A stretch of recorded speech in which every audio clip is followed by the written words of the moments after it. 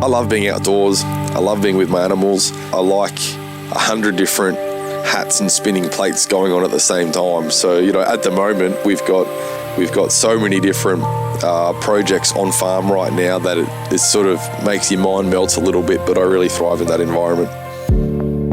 This is The Producers. I'm Dani Valent. Jake Wolki and his wife Anne run Wolki Farm and Butchery in Albury, New South Wales. They started the farm in 2019 on a hobby block that his dad used for conventional cattle. Things changed very quickly thanks to YouTube rabbitholes and a deepening commitment to doing things differently. The Wolkis farm according to 5 principles: animal welfare, environmental backbone, healing food, community, and profit. It's been a radical life shift for Jake, from fast food and poor health to regenerative farming and vitality. He couldn't love it more. My name's Jake Wolki. My wife Anne and I own Wolki Farm, where we raise beef, pork, chicken, lamb, eggs, honey. We do some value adds like preserves and pickles, that sort of thing. We sell everything direct to market, and everything that we have gets processed through Wolki Butchery, which we purchased in 2021 to help us with our processing. Wolki Farm is spread out over 3 leased properties at the moment. We don't own any agricultural land currently. The only freehold asset of the business is the butchery.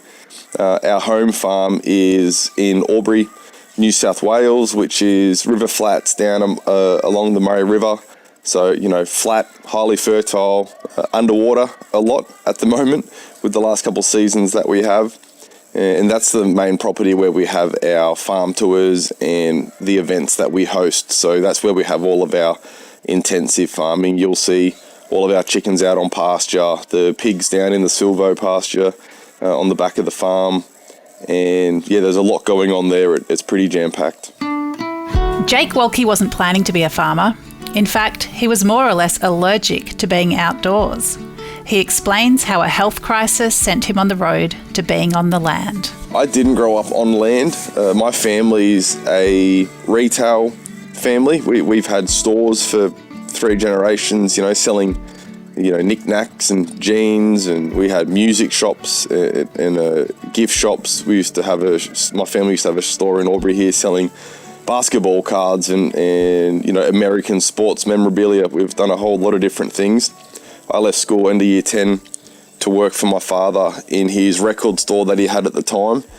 And the way we got into farming really was through a food healing journey. I've been plagued with respiratory issues and skin eczema styled issues basically my whole life. I'd be 7 or 8 years old and I'd wake up in bed and I'd call out for my father, and our morning ritual was that he'd come into the bedroom and peel the sheets off my legs, because I'd scratch my legs in my sleep because they were itchy and they'd start bleeding, and then the sheets would stick to me. I've been through the absolute ringer trying to sort out my allergies. I used to go to Melbourne monthly to get desensitization shots. They did the swab test on me and I was allergic to grass, pollen, cats, dust, hair, sweat, basically everything you need to be around to function, especially as a farmer, I was allergic to. And it really came to a head about 5 years ago, 2018 or so. I went to my GP and I said, look, these respiratory allergies and this hay fever is really just ruining my life. I'm spending days on the couch when I should be at work. We've just had our firstborn child and I struggle to go outside. It was so bad, it was debilitating. And at that time I was on 3 different scripts. I was on a script for eye drops, tablet and nose spray. And I said to her, one of my friends got the steroid injection and he said it helped him manage his symptoms, so give it to me.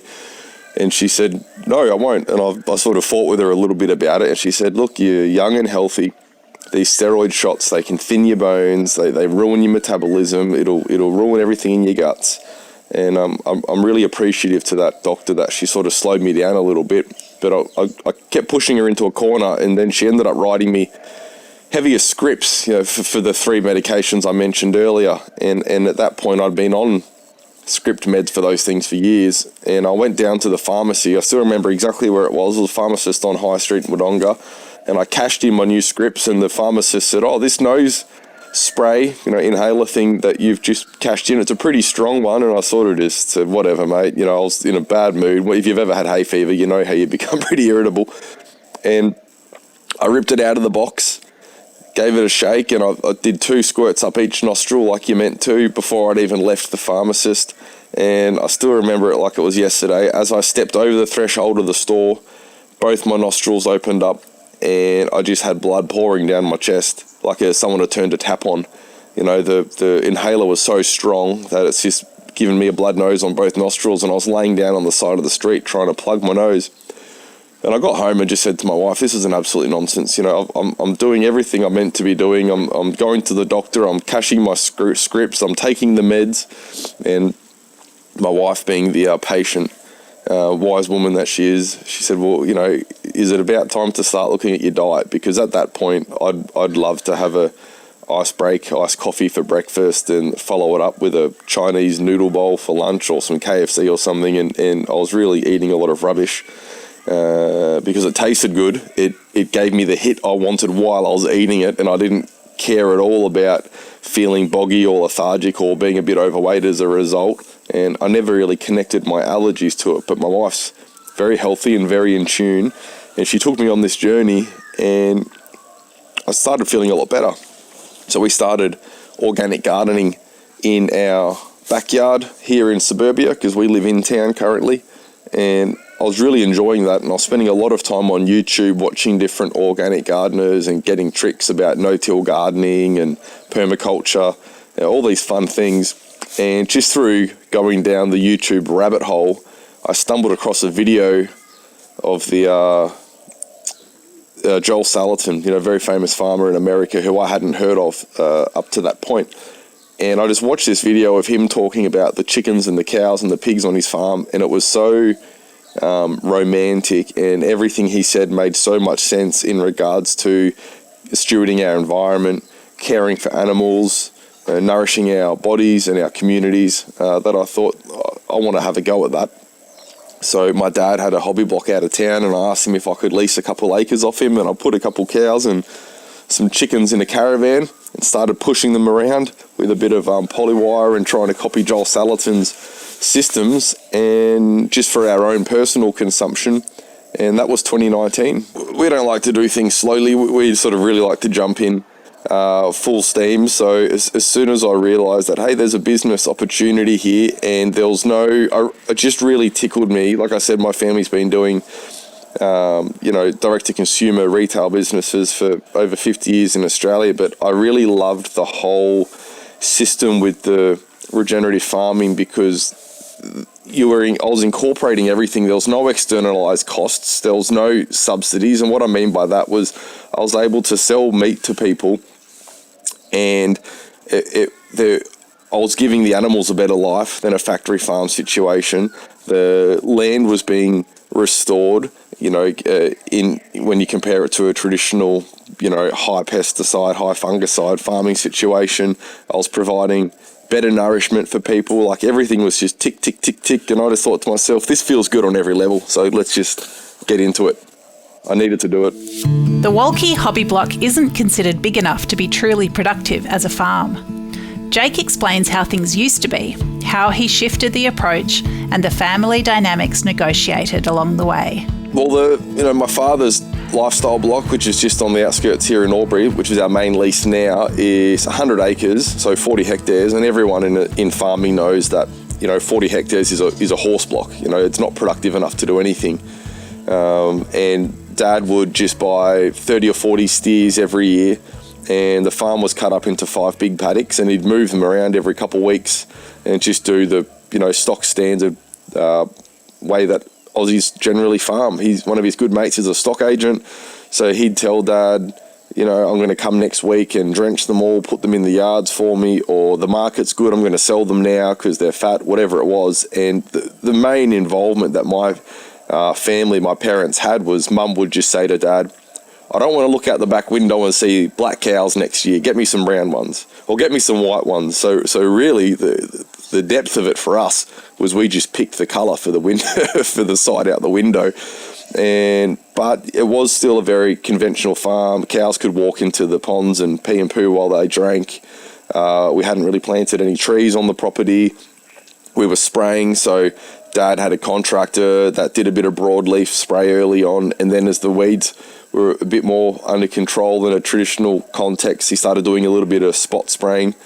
And so when I said to Dad, I'm going to do everything organic and we're going to use no chemicals and the animals are going to do the work for us and we're going to have to hire labour and then we're going to add pigs and we're going to get more chickens. And, Dad early on was a bit of a skeptic and he just saw a lot of work in it for me, and it pulled me away from the other businesses. I own a bicycle shop that has a cafe inside of it in town in partnership with my parents. So Dad was happy for me to play farmer, but as it took more and more of my time, it pulled me away from the bike shop a little bit, which was just something that we had to work through. But yeah, I guess they were a little bit skeptical about the practices, but we're 4 years down the track now, and the proof's in the pudding, because the farm's a thriving little hub of fertility and biodiversity, and there's a lot of different things happening there, and it's our farm business is supporting 4 full-time salaries, plus a bit at the moment, and that's the only intensive property. The other 2 properties I lease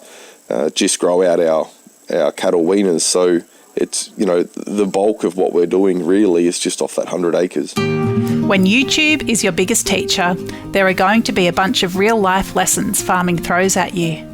Jake shares some of the ups and downs. Well, there's constantly new things to contend with on the farm with our learning experience. The first year was very dry, and we had the bushfires in the region here in 2019, so we're battling with heat and really thick smoke, and trying to carry the animals through all of that. And then the last couple of years has been flood, and we're constantly because all of our animals and all of our systems are pasture based and portable, we've got all these eggmobiles, we call them, where the chickens are in these caravans I build for them, and they get towed around the paddocks, and the broilers, the meat birds, are in these big prairie schooners. It looks like a hoop house, like a worm tunnel on pasture, and they get moved every day. And because we're on river flats, we're constantly having to re-innovate and reinvent the wheel and come up with new systems to manage different weather patterns. And that's just the weather,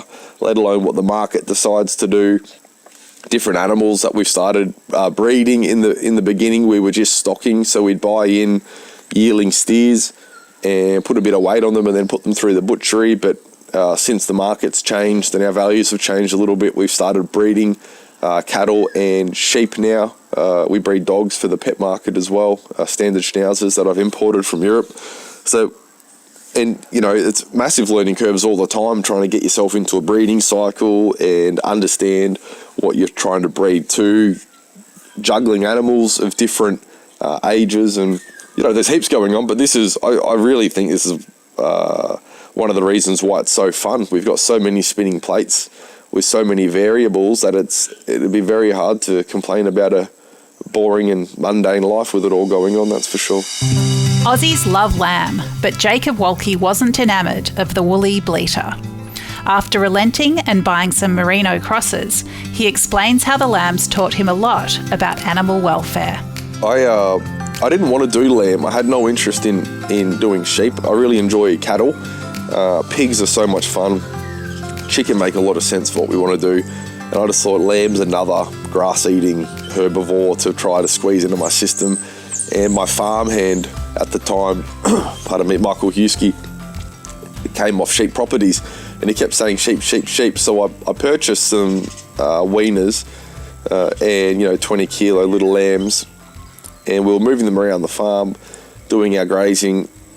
And when I processed them through the butchery, I was absolutely blown away how well it sold. It was, growing up, we never ate much lamb, so I didn't really understand Australia's affinity and connection with lamb as a protein. I get it now, and I eat it myself, and it's delicious, so I really get it now.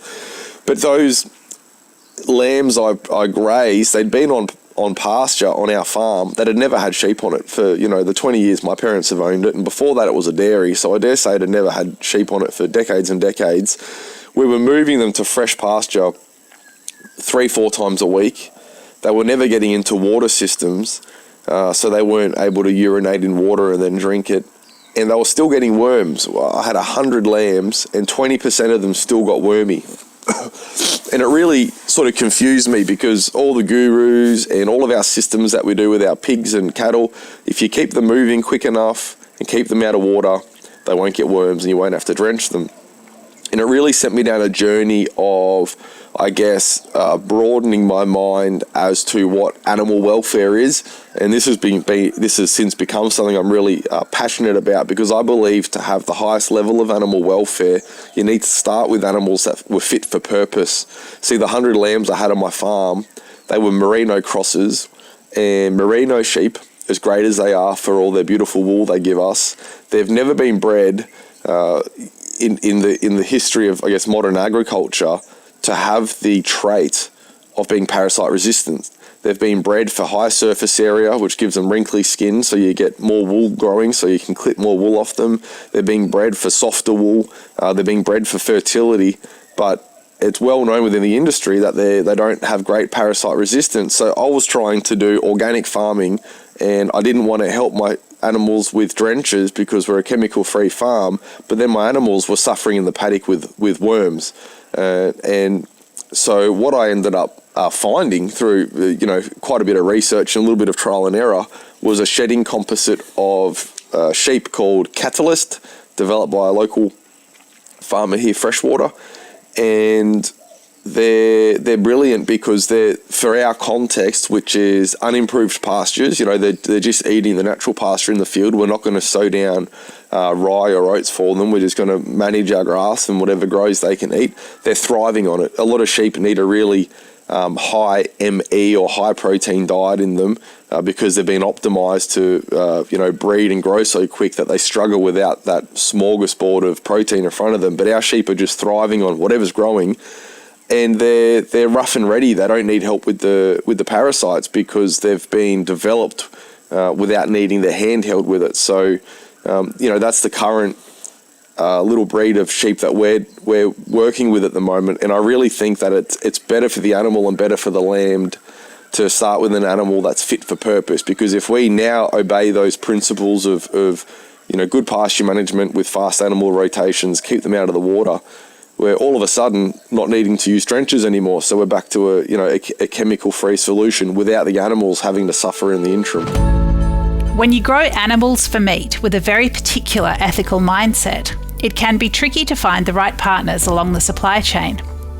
Jake explains his journey to a butcher shop that has no one serving, but plenty of happy customers. Well, being a direct-to-market farm, we sell meat, we don't sell animals. And of course there's a chain of command and custody that needs to be obeyed to comply with state regulations to sell meat, and it needs to go to a slaughterhouse, a local abattoir, and then it needs to go to a boning room, a butchery. And I was using local butchers to do my cut and process, so they'd receive my carcasses from the abattoir and they'd cut it to our specs. But there was a lot of challenges around that.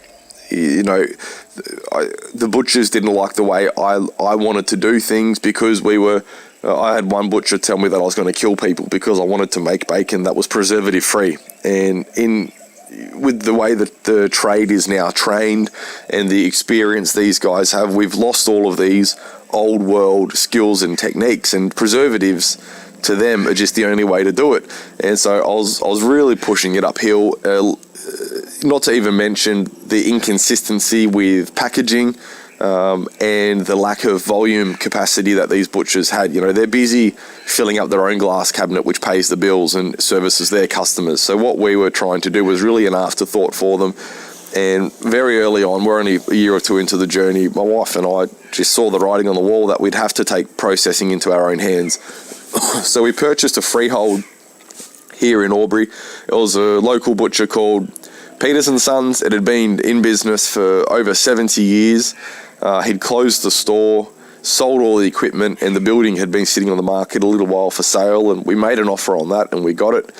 We renovated it and filled it up with new equipment, and hired a butcher who, in the beginning, he worked 2 days a week in the butchery processing, my beef and pork and whatever else I had. And then he'd spend 2 days a week in my bike shop building bicycles for me. And then he'd spend a day on the week on the farm. I was just making up jobs. I called the neighbours once and I said, can I send my guy into your paddock just to slash all those weeds for you? Because we've got nothing for him to do.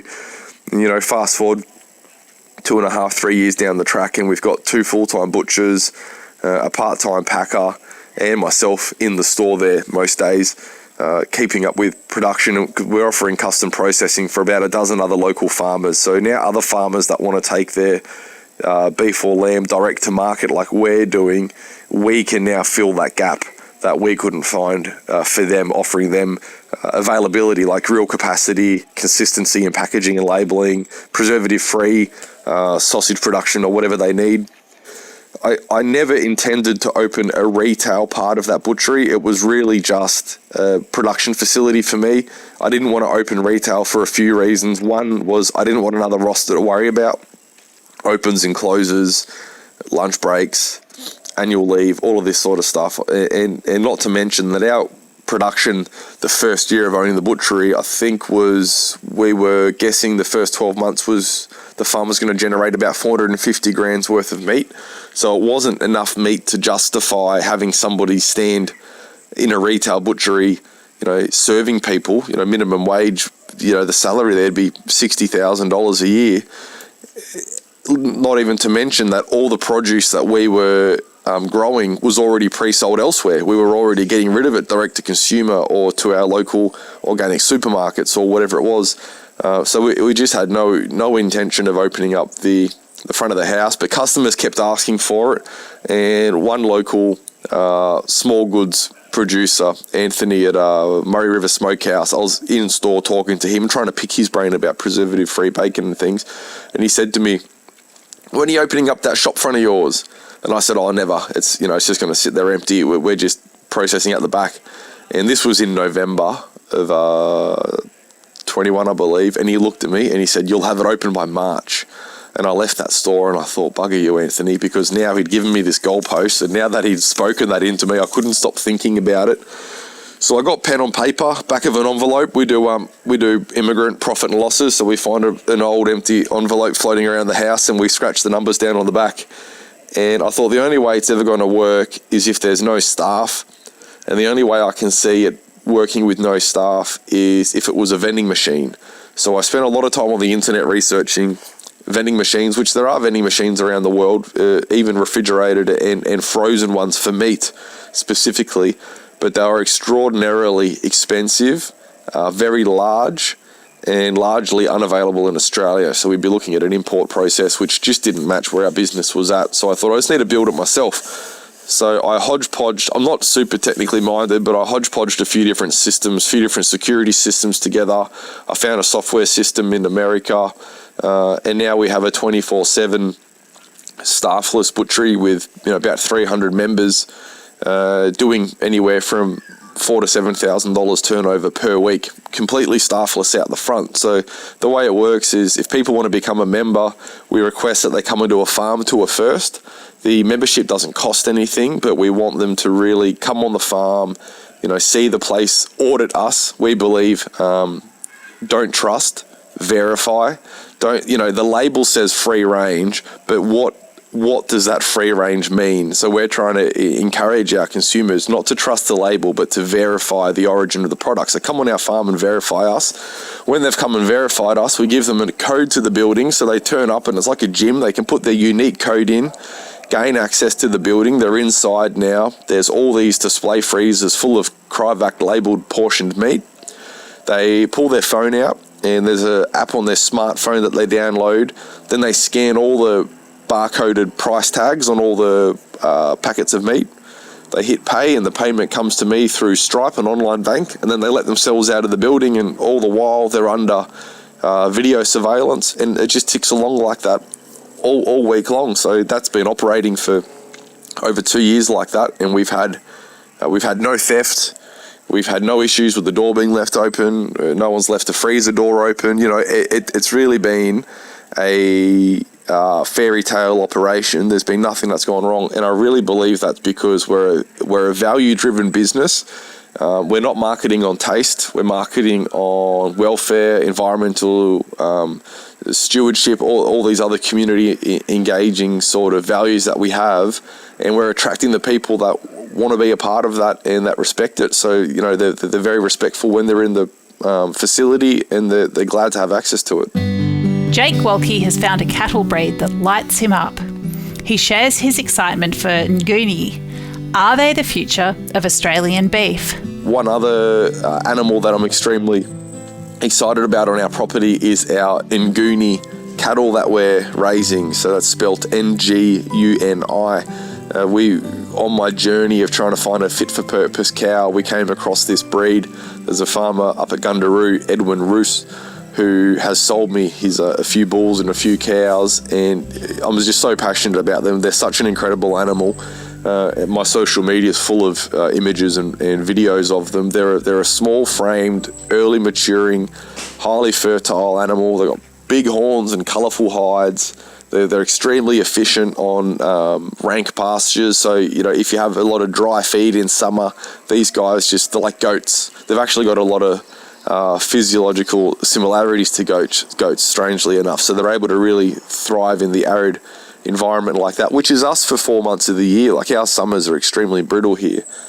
So, that's a big push for our future, is trying to facilitate the rollout of those genetics to whoever wants them around Australia, because we really believe that we're doing a lot of data testing at the moment, actually, on the nutrient density of the meat, and we want to start testing the actual footprint of this cow, because we believe that they're more efficient, so they're going to be a more environmentally beneficial cow. So yeah, Nguni cattle, watch this space. There's a big takeover happening. From lying on the pavement with blood streaming from his nose to feeling strong, fit and focused, Jake Wolki's journey to health has been transformative. Now it's time to spread the word about healing food. Well, my health has turned around night and day. It's been a journey. I don't believe in quick fixes. We've learned that lesson, and I've lost a lot of weight. I've probably lost 15 kilos without really dieting, just by changing my lifestyle. I have absolutely no skin issues like I used to. I used to be scratching everywhere, and I used to have dermatitis in between all my fingers and behind my knees and my elbow. I was sometimes when I tell this story, I really wonder why my wife married me. I was a snotty, rashy mess. But all the skin's completely cleared now. I battle with hay fever allergies a little bit during the absolute worst of the season, but nothing debilitating like it used to be. My allergies to things like cats and dust and hair and all of those seem all but gone, and I feel a lot stronger. I've got more energy. I'm able to focus better. We've transitioned our diet as a family to reasonably protein heavy, so we eat a lot of meat, and then a bit of fruit, honey and eggs and that sort of thing. And yeah, we're all thriving. I do a lot of tours on my property. We have farm tours. We open it up for schools and other special interest groups, as well as the public. And something I always ask the primary school children, because we talk about our food being healing food. We've got our 5 pillars of production on the farm, and pillar number 3 is to produce healing food for our communities. And I think when I talk about healing food, people's eyes glaze over because it sounds a bit woo-woo. And my favourite way to explain it to children is, who here's eaten KFC before? Not to rubbish KFC, because all the fast food places are the same as far as I'm concerned. And all the kids shoot their arms up. And I said, and who loves it? Who thinks it tastes fantastic? And they all shoot their arms up. They all think it's great. And I said, and after you eat KFC, put your hand up if you need to lay on the couch because you're really tired and you don't feel like doing anything for a couple hours. And they all shoot their hands up. These are energetic young children, 6 years old, 8 years old, 10 years old, and they've identified that when they're eating these foods, it bogs them down. And I say to them, kids, food's energy. We're not meant to eat food and then feel like rubbish and have to make an allowance for our body to digest it. You should be eating food and then being energized and getting out. So then I'll see a child in the group eating a banana, and I'll say, after you eat that banana, do you feel like going down and having a sleep? what do you want to get on the oval? And they said, well, we want to go and have fun. We want to go and play. And just drawing these little connections with these children about the power of food is so exciting. So it's made an enormous difference in my life. And I constantly have feedback from our community about the way our food's impacted their lives. A massive one is that there's a huge amount of people out there that can't eat pork. It gives them indigestion, stomach cramps, diarrhea, skin rashes, heartburn, all these crazy things. And I'd never heard, you don't hear about this unless you ask people. It's not sort of dinner table conversation. And my wife and I experienced that before we started consuming it and farming our own pasture-raised pork as well. But now when I engage with the community about this, the amount of people that couldn't eat pork because it gave them all the aforementioned ailments, and then they've tried my pork and it's just getting on with business. They feel great. They feel like they've just had a steak or an egg or whatever it is, and they get on with it. It's so validating to me, because I really believe that by addressing the animal's welfare and farming it in its context to its natural expression, which is being outside for starters and not being drug addicts for runner-ups, that the food's different and people are able to thrive on it instead of fighting it and feeling worse for consuming it in the first place. Farming can be solitary, but Wolki Farm is built as a community business, embedded in its region and with customers known by name and encouraged to visit the farm to see where their food comes from. Well, when you start researching farming and reading the books and falling into the little regenerative ag cliques that are on forums and social media groups and stuff, it's really easy to get swept up with all the homesteaders. And we love all that. We love milking a house cow and growing our own food, but just through watching, I feel like a lot of that community gets very isolated. They're so focused on independence and almost prepping to a degree, and that's completely the opposite of what we're striving towards. We're a community-centric business. We need people to want our produce for our business to survive. But beyond that, we're social animals. We need community. Like we want friends and family to be around us. I heard a quote a long time ago that your friends won't become your customers, but your customers will become your friends. And I've found that true time and time again across time and across industry. So my wife and I have picked up a great circle of friends through our farming journey. And we sort of feel like all of nearly everyone that buys meat off us, we know by name. We know when they've had another child, and that might not always be the case as the business scales, but we love how involved, and I just like how lovely the community has been that's drawn to the product that we're trying to create. There are so many different aspects to life at Wolki Farm. The variety can be a little mind-melting. Jake explains what he loves about what he does. There's so many things, but I've always been a big animal lover. In high school, we had a careers teacher ask everybody what they wanted to do. And when they leave school, this might have been year 9, and I said, I'm going to go work for my father. And she barred me from using that answer. She said, that's a cop-out. You can do better, which my father took issue with that statement. And you have to think about it, come back with something else. So I thought about it. I thought, well, I really like animals. I've always had pet dogs. I used to breed rabbits when I was little in our backyard. Used to sell them to the local pet shop. Have fish and hermit crabs. I always loved having animals around. So I said, I'm going to become a vet because I love animals. And that, for the sake of that exercise, I'm going to become a vet. And I went home and spoke to Dad about it. And he said, what do you want to be a vet for? I said, well, it's just for the exercise, but I like animals. He said, so you want to be around sick animals all day? And I thought, that's right. Vets have a rough time in front of them sometimes. They're putting animals to sleep and they're dealing with animals and all these. Yeah, they get to heal them back, but that's not always the case. And I told the vet that. I said, no, I've given up on, I told the teacher, I've given up on the vet exercise because they're just around sick animals all the time. It's not for me. No one ever said, well, what about farming where you can be around healthy animals all the time? So I love being outdoors. I love being with my animals. And like I said earlier, I like 100 different hats and spinning plates going on at the same time. So, at the moment, we've got so many different projects on farm right now that it sort of makes your mind melt a little bit, but I really thrive in that environment. There's never a dull moment at Wolki Farm. Jake has many plates spinning and a bunch more he's yet to bring out of the cupboard. It's been a swift and momentous 5-year shift from sickness and town life to vital energy and work on the land.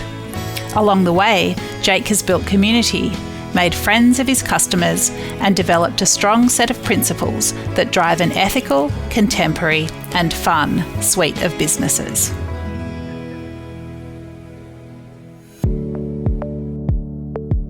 This is The Producers, a Deep in the Weeds production. I'm Dani Valent. Stay tuned as we talk to some of Australia's best farmers, makers and growers. Follow us on Instagram at Producers Podcast or contact us via deepintheweeds.com.au.